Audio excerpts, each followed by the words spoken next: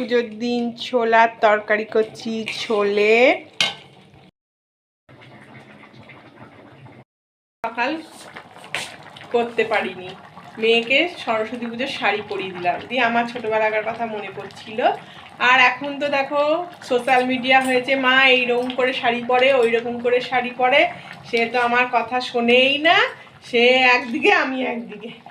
খুব হয় জানো তো, আমরা যেমন মা যেমন করে শাড়ি পরিয়ে দিতে একটু প্লিট একটু করতাম, ওই যে 100টা ভিডিও দেখে ফেলেছে মেয়ে এইরকম করে, তুমি জানো না ওই রকম করে, কিন্তু আমাকে ধরতে হবে লাস্ট ফিনিশিংয়ে, আমার কথাই চলবে। ও কি মানে কি যে তখন রাগ লাগে, লাস্ট ফিনিশিংয়ে আমাকে দিতে হবে।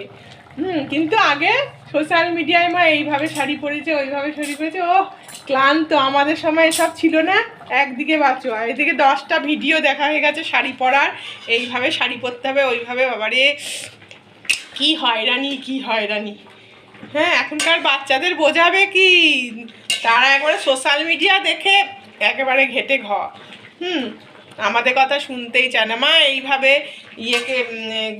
মানে এইভাবে শাড়ি পরা দেখেছি, ওইভাবে তুমি ওইভাবে, তোমাদের যুগেও ছিল, আমাদের যুগে এরকম নয়।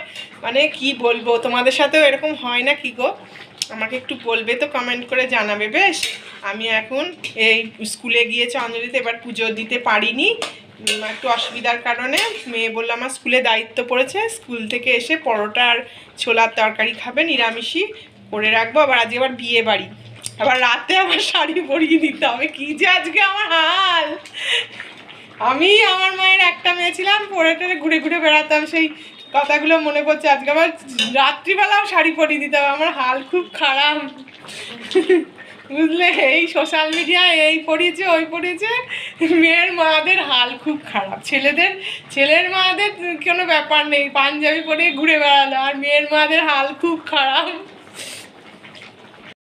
সরস্বতী পুজোর খাওয়া দাওয়া আজকে পরোটা, ছোলার তরকারি আর মিষ্টি। আমায় ধারা, বুঝলে, এটা তোমার আজ সরস্বতী পুজোর স্পেশাল খাওয়া।